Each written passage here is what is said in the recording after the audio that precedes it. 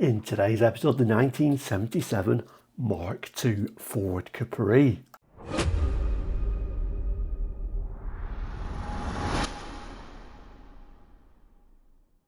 Okay, so I'm going to do things slightly different today. Regulars, of course, can tell me if they prefer this format rather than my usual format, but I'm just going to get straight into the brochure. Why not? Let's get straight into it. So, every Friday on Quarterlight, we look at a Ford cars. Basically, on Quarterlight, we look at car brochures from around the world for 60s, 70s, 80s and 90s. You know, for those interested in brochures, but also for those who are interested in bringing back those memories. I think that's the real thing when you do start flicking back through these brochures. So we started a series of Ford cars, March 1977, in which the regulars actually picked this brochure, a full range car brochure, on the front showing the Ford Escorts. Now, if you just joined us, you have missed a couple of episodes. The first episode, of course, was the Escort. Fiesta hadn't quite reached this brochure yet, although it was out. So we started with the Escorts. Next model up, last week we looked at the ever popular Cortina. Ever popular back then, seems to be ever popular now because I always seem to get a lot of views for the Cortina. The most views for quite some time actually. So today, the Capri, the Mark II Capri. So let's turn to that page. Really very much the forgotten Capri, I always think, in my mind anyway. So the first Capri, of course, had that sort of classic Capri design. And then they updated it to the Mark II, which we're going to look through the full range of Mark II Capris in 77 today. And of course, it was replaced by the Mark III, which was a nice little bit of an update, a bit of a facelift at the front there, trying to bring it into the 80s. Yeah, by mid-80s, it still looked pretty old-fashioned when you compared it to the rest of the Ford range. Didn't quite fit in, but it was a nice facelift, really helped bring it into the 80s. Now, for the Mark II, of course, I think in some ways the 70s was always seen, or for a long time was seen as a very unfashionable era. And I think the Mark II Ford Capri was seen as a bit of an unfashionable generation of Capri for a very long time, with those front headlamps, which possibly could be seen as not the most attractive. These sort of four lights on the Mark III certainly looked good, so that was a good update. But for me, I do really like the Mark II Capri. It's very 70s, isn't it? It couldn't be a car at any other era than the 70s. Like I say, went through a very unfashionable phase and things like Only Fools and Horses. I think Del Boy came home with a Mark II Ford Capri Ghia at the moment. You know, lots of laughs because it was very unfashionable at that time. Maybe it will have its time again. Anyway, we'll read the introduction, then we'll go through the range.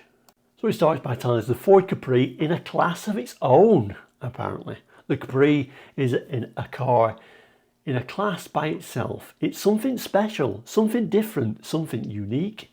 It combines sports car style, flair and excitement with estate car practicality. Exhilarating performance with down-to-earth economy. Capri 1300 and Capri 1300L now come equipped with a 1300 economy engine as standard. The epitome of this, when you think about the Capri, you often call it, a bit of a sheep in wolf's clothing, and you can certainly say that about the 1300 Capri. It had no performance whatsoever, but it had that sort of sporty look. It goes on to tell us smooth, quiet comfort with sensible versatility. The third door, flexible carrying capacity and easy transformation from 2 to 3 to 4-seater, bumps it way ahead of any possible rivals. Obviously, that was a big thing when this came out. It's a proper hatchback at a time where 77, possibly a little bit early, but it's getting to that phase in Europe when hatchbacks were all the thing, and it made quite a sporty car, also a little bit practical. It concludes by telling you the Capri range consists of the Capri 1300, Capri L, Capri GL, Capri S, and Capri Ghia. I always think of Del Boy whenever I see that. The Capri is a car in a class by itself, especially when it comes to economy and value for money. So that's the car range we're going to look at today. Not a bad car range of Capris at this time. If we remembered later on in the 80s, you know, just a couple of models near the end, but we've got a proper range of cars like the rest of the Ford range at this time. So let's start, presumably, with that lowly Capri 1300. And here it is. It's actually outlined the Capri 1300 and then the one up, the Capri L, on the same page here. Almost a little bit embarrassed by that base model, I think. But having said all that, it's in my favourite Ford 70s colour of signal yellow. So I think even the base model looks rather attractive, although this larger image would actually be the Capri L. So we'll work these two models in one. We'll look at the Capri 1300 and the Capri L on this page, and we'll go around those lovely images. So I actually start by showing the two models side by side. So Capri 1300, Capri L, sports car style for the price of a family saloon. So the base model's got a 1300 economy engine, servo-assisted front disc brakes, fabric trim, heated rear window, radial ply tyres and intermittent windscreen wiper control, and that is it. The Capri L has a choice of the 1300 economy or a 1600, a split squab folding rear seat, sports road wheels, reclined front seats, carpeted load compartment. I always think with these, when it shows the model side by side, it really shows more than anything how little that base model's got. It goes on to a bit more detail though. So it describes the base model having all steel welded integral construction with safety glass all round, 3-door coupe with anti-burst door locks and pneumatic assisters on the tailgate, single tone paint finish, spare wheel housed under load compartment, effective luggage capacity as a 2-seater 22.6 cubic feet or as a 4-seater 9.3 cubic feet with a 13-gallon fuel tank. And it tells us the L has got all that, but with an effective luggage capacity as a 3-seater of 18.1 cubic feet because it's got a split fold seat rather than just one seat that flops down. Shows us the wheels and tyres being a steel wheel, the difference being the Capri L actually comes with a sports road wheel, where the base model actually just came with a shiny sort of chrome looking hubcap instead of a sports road wheel. It continues to tell us brakes, hydraulic dual line, vacuum servo assisted front disc, rear drums, suspension, front independent McPherson strut with anti-roll bar, rear semi-elliptic leaf springs with anti-roll bar. Capri 1300 body side coach lines, all black radiator grille, black window surrounds, black door handles, black 1.3 badging on dark body colours. Badging has a bright finish. Black finish driver's door mirror, rear view mirror, heated rear window, matte black painted windscreen wipers, 2 rectangular semi-sealed beam headlights and integral side lights, direction indicators, twin tail light assemblies incorporating direction indicators, rear lights, brake warning lights, reversing lights and reflectors, rear number plate illumination lights, hazard warning flashes. And then the Capri L as a Capri 1300 but with bumpers with rubber inserts, bright moulding on side and rear quarter windows in lieu of black trim treatment, black rocker panels, L badging, bright finish driver's door mounted rear view mirror. Interior equipment, Capri 1300 speedometer, odometer, fuel gauge and water temperature gauge, warning lights for alternator, oil pressure, main beam and direction indicators, 3-level control system for 2-speed windscreen wipers with intermittent wipe facility, electrically operated windscreen washers, horn, direction indicators, headlight flashers and dip main beam, headlights and side lights, safety steering wheel, chalk control, ignition steering column lock. black carpet in passenger area and black rubber load compartment mat, fabric upholstery and vinyl door panels with armrests, grab handles, individual front bucket seats, slide mounted and tilting seat back and anti-tip device, one piece folding bench style rear seat, safety style door handles and window winders, padded fascia surround finished in black grain vinyl, aluminium scuff plates. Airflow face level vents in fascia, 2-speed heater, demister and illumination controls. We also get front and rear ashtrays, door operated courtesy light, cigar lighter, dipping interior rear view mirror, interior bonnet release, 2 padded sun visors and vanity mirror on passenger side, glove box, instrument illumination rheostat, recessed inertia reel seat belts to driver and front passenger seats. Capri L as the Capri 1300 but with wood effect instrument surround, black carpet in load compartments, reclining front bucket seats, slide mounted with anti-tip device, split squab folding rear seats. And then to the lovely images. It looks like we've only got one image of the base model actually, and that is indeed the only image of, oh, there's one more image of the base model actually, so I'll just show you that in a moment, but this is probably a harder one to see, but we can see it's got sort of wheel caps rather than the sports wheels. It's got no stripes down the side, and it doesn't look like it's got any sort of like bright work around the windows either. There is a slightly better image. So there is our sort of a better, or slightly better at least, base model Capri. No bright work on the bumpers either. No bright work on the door mirrors. It was a real basic car, let's face it, but overall I didn't mind it, but it was certainly worth moving up to at least the L. And there it is with a little bit of a pinstripe going down the side and, like I say, more bright work all round.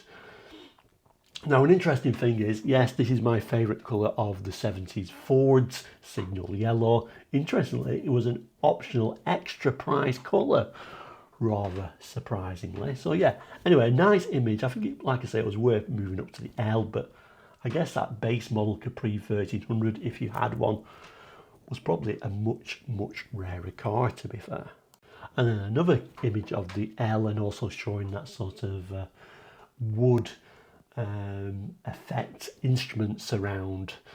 Wood effect, presumably it's not real wood, but there it is, wood effect that you got on the L model. And then the seats, looks like if you got signal yellow seats, you got rather an attractive 70s green interior. I strangely quite like it. But anyway, let's move up the range. Next model up is logically the Capri GL, although I will have to say Fords around this period always seem to have a huge jump between an L and a GL. Of course, they bridged that gap in the 80s with bringing out, like the LX, but yeah, a big jump up to the GL. You probably certainly aspired to get a GL, but maybe you was looking at those more budget models. But yes, the Capri GL. So the Capri GL, for people who do things in style, you either get a 1600 or now we can have it a 2-litre engine, halogen headlamps, tailgate wash wipe, centre console incorporating a clock, reclining front seats with special trim, all the luxuries of the 70s. Oh, I was just about to miss it, but at the bottom here there's some more key features. So additional sound insulation and a Ford push button radio. Yes, all the luxuries of the 70s. Now let's look at the features in a little bit more detail, and then the specs themselves, and you'll notice they're actually based on the very base Capri 1300, and they'll say things like as the Capri 1300 but with the following things, so it doesn't necessarily say everything extra above the L. It's using the base model, just to keep that in mind. So engines 1600 OHC or 2000 OHC, twin choke carburetor on the 2000 model. Body as the Capri 1300 with effective luggage capacity as a 3-seater, because again, like the L, it's got a split fold seat. Wheels and tyres as the Capri 1300 but with sports road wheels with bright rim embellishments. I guess that's what's above the L model. Brakes as the Capri 1300. Suspension as the Capri 1300, and then exterior equipment as the Capri 1300, but with bright bumpers with rubber inserts, bright mouldings on side and rear quarter windows in lieu of black treatment, black rocker panels and black panel body side mouldings, GL badging, bright finish driver's door mounted rear view mirror, 2 rectangular halogen headlamps with integral side lamps. On the inside then, so as the Capri 1300 but with handbrake warning lights, electrically operated tailgate washer wiper, wood effect instrument surround, colour keyed carpet on door panels and passenger compartment floor, black carpet in load compartments, unique style reclining front bucket seats with added comfort, side mounted with anti-tip device, split squab, folding rear seat, additional sound insulation. Centre console with quartz clock, forward push button MWLW radio, load compartment light. Recessed inertia reel seat belts to drivers and front passenger seats. And then it just says on there, black painted rocker panels are not available on royal blue, laurel green or Roman bronze body colours. But it's actually a red what we're looking at here. So here it is then, the lovely GL model, proudly showing that sort of nice hatchback area at a time where people were really starting to think about hatchbacks a bit more, although on these it is a little bit of a high sill to load anything into the back, and of course you are robbed of a lot of space by the sort of angle of that tailgate, but nevertheless a pretty practical car, particularly when you've got that split folding rear seat. I do particularly like the GLs, and actually in red, where they've got this little bit of a black panel on the back. I quite like that. And then the wheels are again them sports road wheels, but they've now got this sort of like bright rim embellisher on there as well. One of the tiny notes does say the Capri GL wheels now have a black centre cap and black wheel nut. Peep on the inside, we've now got a radio, haven't we? And again, we've got that sort of pretend wood finished dashboard there. Door cards are quite nice. We've now got sort of a lower half there in sort of like a carpety material. There she is from the side front, showing off those 70s front headlights. We've also now got a much needed tailgate wash wipe. And then finally the GL from another angle. Overall, yeah, pretty sound one to go for actually. It's getting more into that sort of luxury, in very tiny words, but still, for the type of vehicle in the 70s, I think that was a nice specification. Anyway, we can go higher though. And moving higher really makes you move into really a rather special car, the Capri S. I particularly like the Capri S in the 70s, and you could even have a 3-litre V6, so the looks and the performance possibly matched a little bit better on these larger engine Capris. Anyway, let's see what it's got. So we get sporty looks and sporty performance, so a choice of 3 engines, 1600, 2000 and yes, that 3000 V6. Alloy road wheels, which wasn't that common to get a standard on a car in the 70s. Special seats with head restraints, special interior trim, 2-door mounted rear view mirrors, or sorry, twin door, because remember in the 70s, quite often your passenger door mirror was missing. Power steering on the 3000 models, special body side coach lines, forward push button radio and a front air dam. So 3 engine choices, and they are quite different actually, because you start off with the 1600 OHC GT engine, slightly different, or the 2000 OHC or the 3000 V6. Now they all have a twin choke carburetor on the S. Body, basically saying the same thing apart from that split folding seat. Wheels and tyres, 165 SR13 radial ply tyres on 5-inch road wheels. 1600 and 2000 models, the 185/70 HR 13 radial ply tyres. On the 3000 models, lightweight alloy road wheels. Brakes apparently still the same as that base model 1300, apart from if you go for the 3000 model where you get upgraded specification. Suspension as the 1300 but with uprated specification with rear gas shock absorbers. Exterior equipment as the Capri 1300 but with rubber bumper inserts, body side coach lines, black rocker panels, S badging front air dam, twin black door mounted rear view mirrors, two rectangular halogen headlights with integral side lights, and then the interior equipment, the 1300 but with handbrake warning lights, your electrically operated tailgate washer wiper, tachometer, trip recorder, separate fuel and temperature gauges, oil pressure gauge and ammeter, automatic choke, power steering on the 3000 models, black soft feel vinyl fascia with black instrument panel, black carpet in lower compartments, unique black vinyl seat trim with new Cadiz striped fabric inserts, reclining front bucket seats, slide mounted and anti-tip device, head restraints, split squab folding rear seats,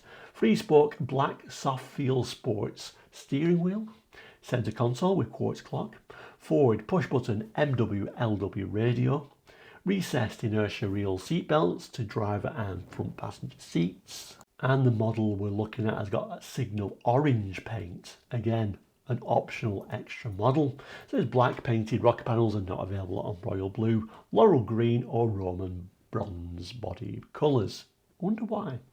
The remote control driver's door mounted mirror and sliding roof are available as options extra cost.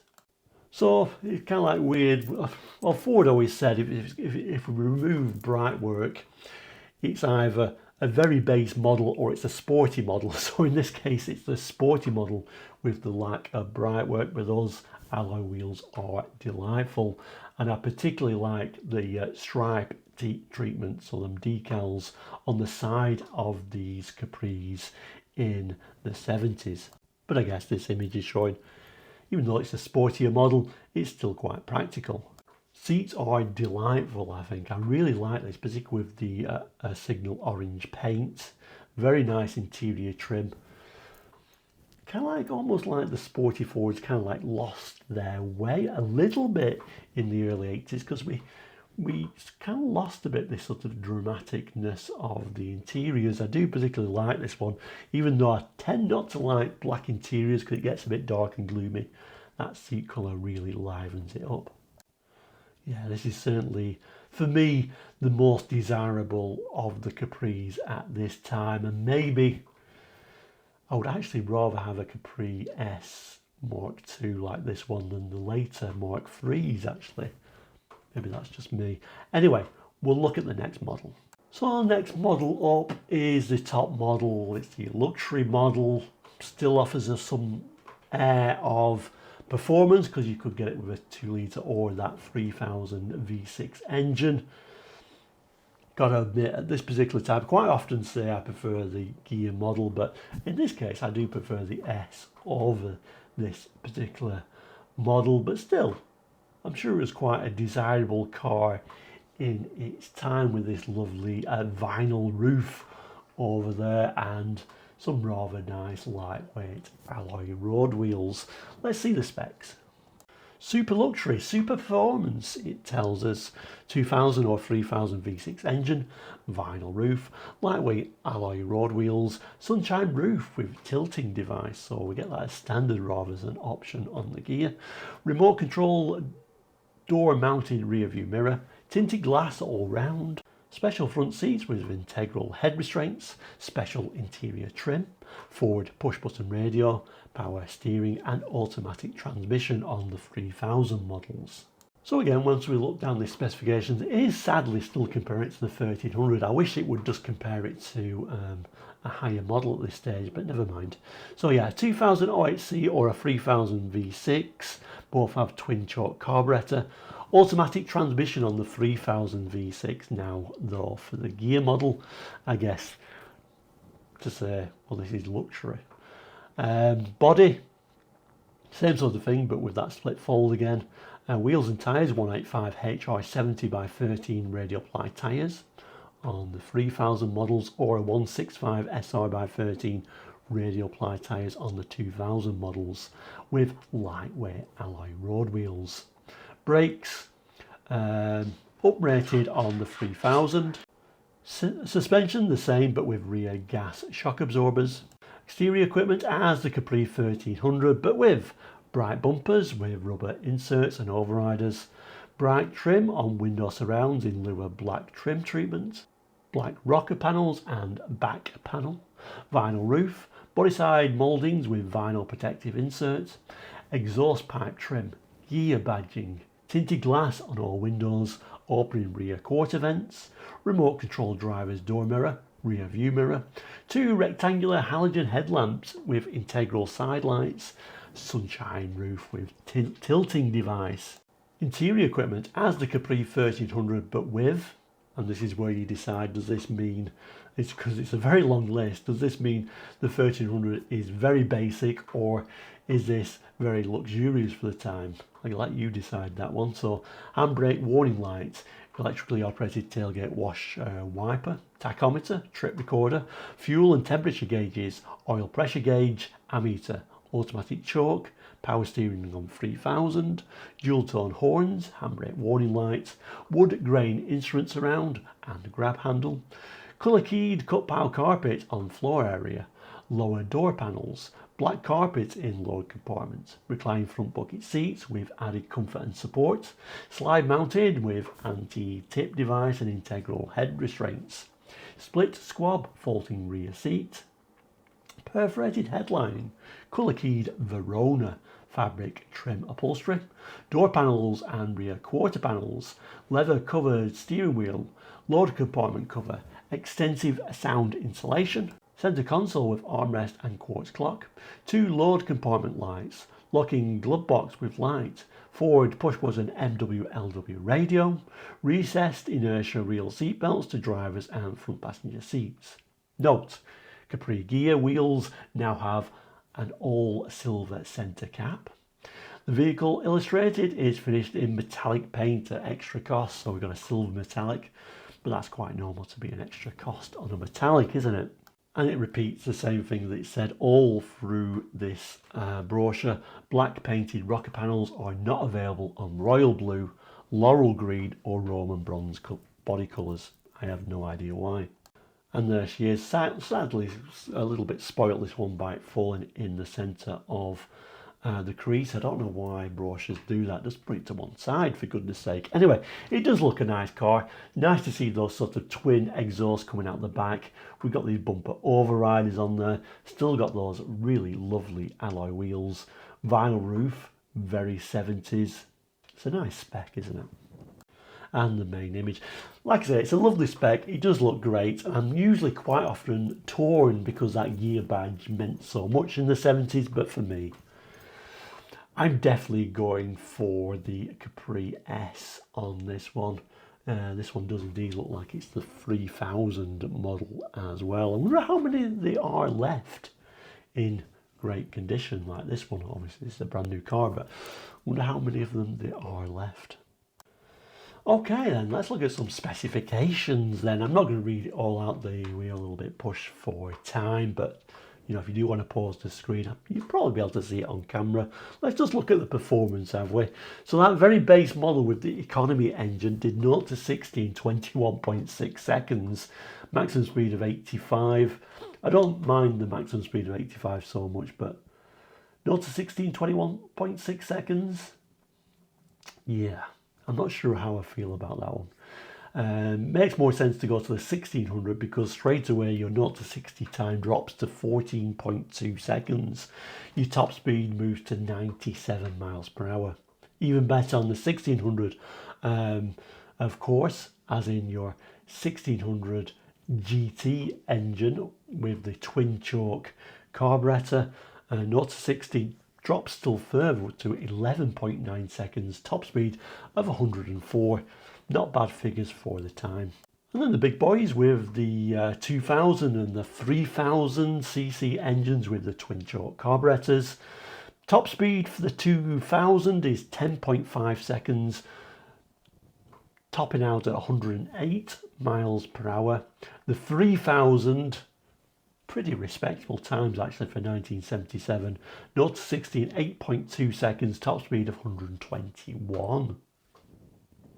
So there we go. I'm going to end with my pick of the range. I think I would have gone for the Capri S if I had that sort of money. It does look quite special in this time period. And actually, like I say, the Mark II Capri was, I think, is the least desirable of all the Capris, apart from the S, which actually may well be my favourite of all the generations of Mark II Capri S. With the 3000 V6 engine, you would have felt a little bit special, surely. Anyway, let me know what you think. Did you have any of these models? How did you get on? It's the 70s, the Fords. Rusts are going to be an issue, of course. I think the nice thing of Fords in the 70s, they were very, very easy to work on though. But thank you so much for watching today. If you're not done already, please do consider subscribing. That is completely free and will always be.